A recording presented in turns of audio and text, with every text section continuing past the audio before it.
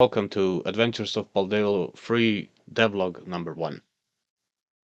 Okay, if you watched devlog 0, um, I started making the game to look like Zelda 2. Actually, I was making the game in my own recreation and clone of Zelda 2, which was a bad idea in itself, okay? These days you don't want anything from Nintendo. Just you better make everything from scratch. So let me just switch here.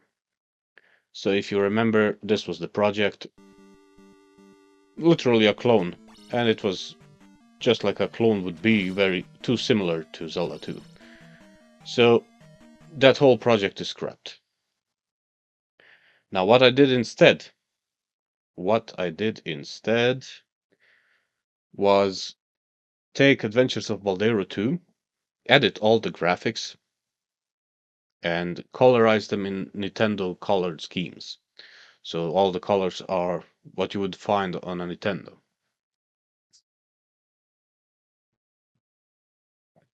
Let me represent the world map. This baby is the world map. Look at this. All the way from the snowy region to the grass region, to the desert, to the swamp, and to the ashlands or lava lands, whatever you want to call it. You start somewhere here.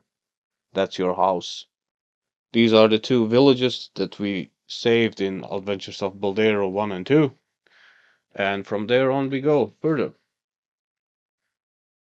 So let's open up that project so you can have a glimpse. There are a lot of new things happening here. New features. So I animated the title screen, so the music I'm gonna probably change, but for now I've just made this looping swirl magic cape thingy. Looks nice. Something else that's new, I discarded all the other 4 or 5 difficulties that were there. Now you have just easy, normal, hard. That's it. Let's go to the features map. And let's turn off the music here. Just let's have something silent.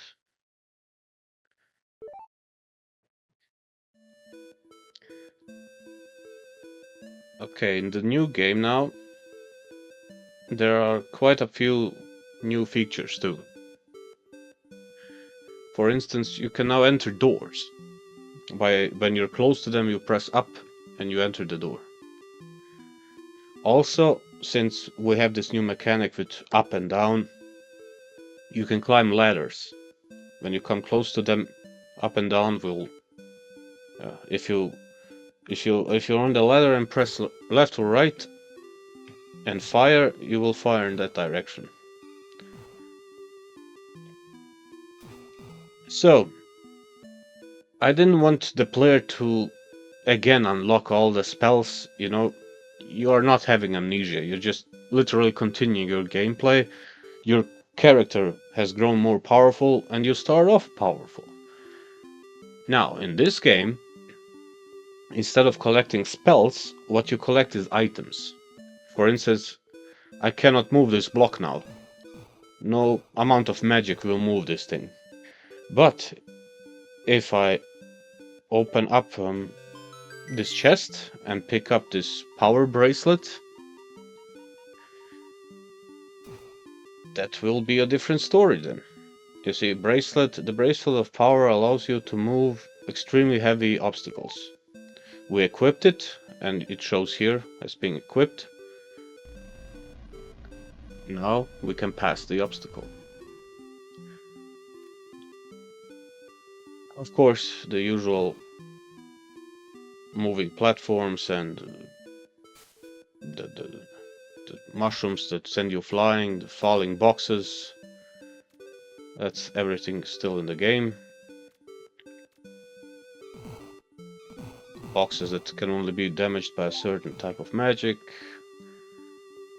Some boxes are already unlocked. and others are not. But if you pick up the key, you can unlock them.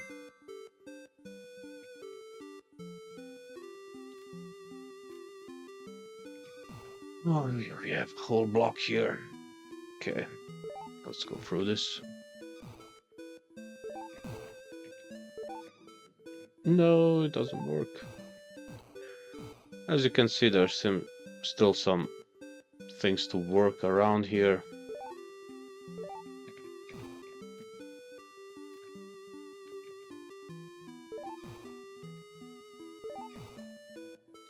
I don't know if you noticed, but I removed the animation of the inventory. So now it opens up immediately when you press start. We're not gonna use the flippers, but basically it gives you more precision when swimming. You're not floating like this around. You just stay in place. It will be good for bosses and whatnot. In the swamp you cannot swim, so you should avoid these. It will act just like the hole, it will just teleport you to the closest edge. The power-up looks a bit different now. Awesome music again.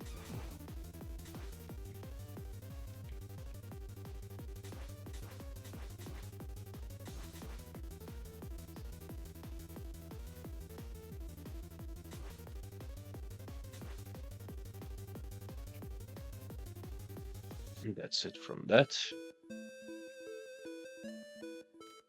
Now this is one of my favorite items that I included in this game. It's the feather. It's like it gives you the ability to float.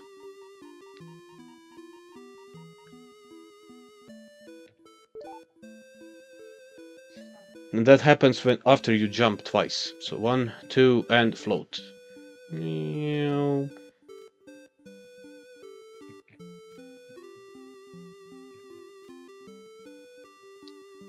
This is also a cool new item. It basically transforms you into a slime, so you can pass through narrow pathways. And you morph by pressing up or down. I mean down to morph into it and up to... As you can see, this is just a protection sphere, so you cannot go up if you're in a narrow space.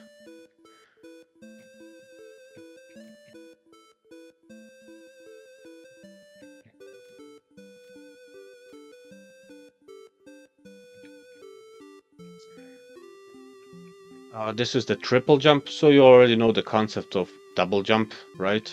But in this game, double jump will not be enough for some places. So you need another boost.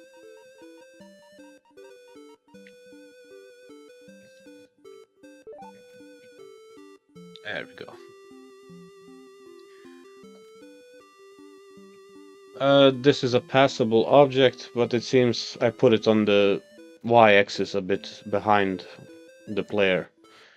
But yeah, I made one of those Mario platforms where you can jump from below, but it will stop you from above, you know. It's just on the wrong y-axis now.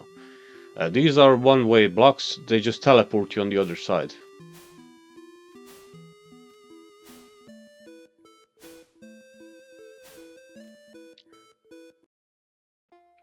And now I put us here so I can show the world map. This is the new perspective for when you're not in a certain map. This is on the world. Okay, let's visit the village from the first game, Lossam Village. It was level 8, I think.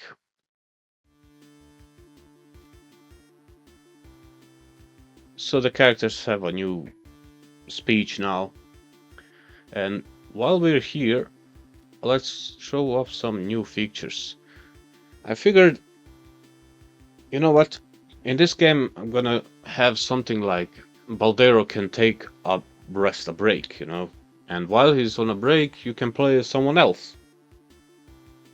In this case, you can play as Lynn, his not yet but girlfriend, basically. So you can have a rest while she makes a meal for you. And depending on the ingredients that you throw in the fire, you will get I don't know, maybe points or something. I didn't really program that yet. Basically, you pick up what would be your usual fire button. B. You use that to pick up and throw stuff. So let's just make some combination. I don't know. I have some recipes that give you more points, some less, but for now, let's just make a mix up. They should give just 1 point. Yeah, it's edible. Of course, you can make better meals and get more points. But she's not the only one. I mean, in every city where you see an inn, you can play as another character.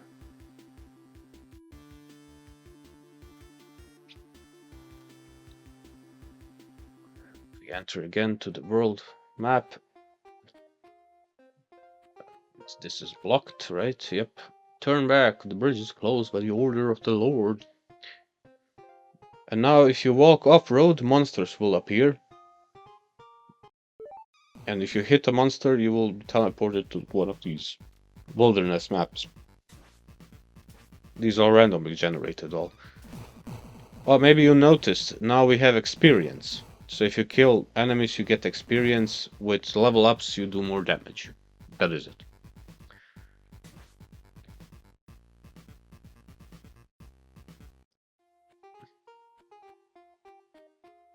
The abominations are there. As you can see, they're coming on and off. I still need to see what's up with the script there. But basically, when you defeat them, you should get a reward from the spell swords. You know, the abomination hunters. They have only the big cities. They have like an office where you can get a reward for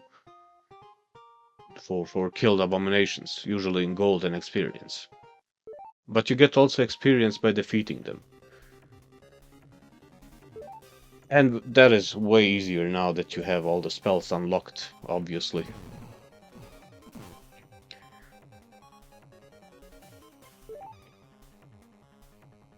You want to play tough? Oh my guy. Ah, here. Freeze! What you gonna do now? Ugly. And yes, I reuse all the abominations from Adventures of Baldero 2, which means you have the same 9, 10, 11 abominations, but you also have 16 new ones. So it's not just lazy, no, I had to redraw all of those and fix some stuff.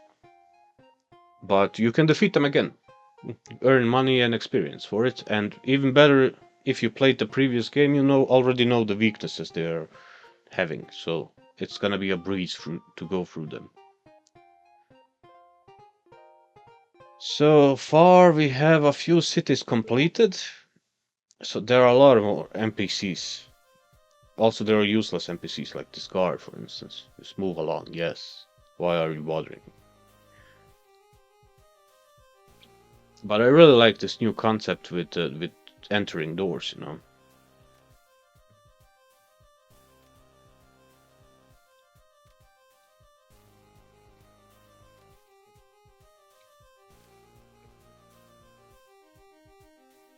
This will be one of the quest givers.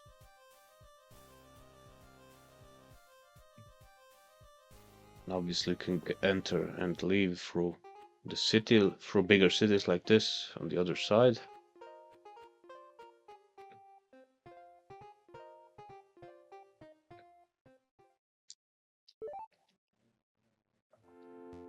So it's a lot bigger game, and I would say you have a bit more freedom. I mean, let me show you. So basically, I figured for the main quest, we're gonna go a bit crazy, but once you do a quest for Crum Castle, for example, a lot of this region will unlock, and then, you know, just the classic open world but linear. I don't know how to explain it, but it's open world to some degree. Okay, You have to solve some things to open it up more. And obviously you have to return in order to pick up some stuff because you will see the tree next to this village, for instance. But let's go to the inn, and you will see a table like this with these three dots. It says play as Laura. Laura used to be my dog, a German Shepherd, so I immortalized her by putting her in the game.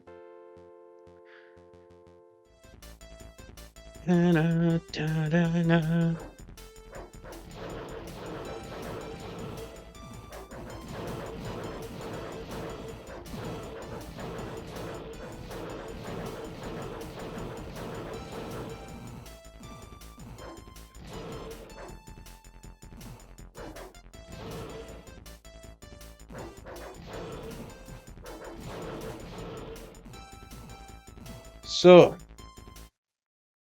except Laura, there is still Gotan. That's like a goatling that swings with a sword. I mean, he doesn't have distance attacks, but he has very powerful melee attacks. You can play as Alira from Adventures of Baldero 2, or if you remember, you killed her brother in level 2 of Adventures of Baldero 1. You can play as her. She's like floating, has superpowers, thunder that you can cast and whatnot. What else? What else? There is a stage where you can play as a random NPC, so you have little health and everything kills you really fast. It's just if you want a challenge, that's it basically. You play as a normal human, that is randomly generated, both skin color and the appearance of it, and you just go through a cave, a very long cave, and everything kills you fast. So it's just if it's not needed to be played. It's just while Baldero is resting, so you have something to do. Then what else? You play twice or no, you play 3 times with Alira, 3 times with Laura, 3 times with Gotan, 1 time with the NPC, 1 time with Lynn. And I was thinking maybe adding later that you play as a villain 1 time. We'll see. But that's in the swamp area. Pa, pa, pa, pa. The art work room looks very colorful now. I mean, I did not expect it to be. I mean, it was looking different in the Game Boy version with only these ugly greens and blacks. But now that it has so many different colors, and that is all Nintendo colors. It's okay, but it's a bit much. And the only thing you can interact on this map with is Laura. You can pet her.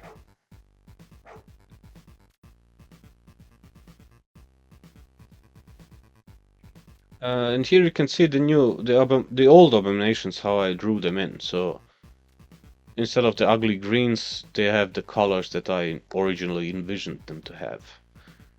Some look a bit cooler. This is one of the new. I mean new. This is from Adventures of Baldero 1. This green guy, if you remember him, I had to completely redraw him in this style of in the style of Adventures of Baldero 2 and color him then. The same for Thunder. You see, it was like this in Adventures of Baldero 1. This one is from 2, this one is from 2. This is a new monster. This one is from 2 also. This is a new one. Gup. Goop. If you want. This is from 1. Adventures of Baldero 1. The guy that you had to jump upon. These are from 2. This is the boss from 2. This is a new one. This is Chubna. This is a new one. A new one again. A new one. This one is from redrawn from the first part. He used to be like this. Now he just looks like that. This is also a new one. So as you can see, there's a lot of stuff happening here.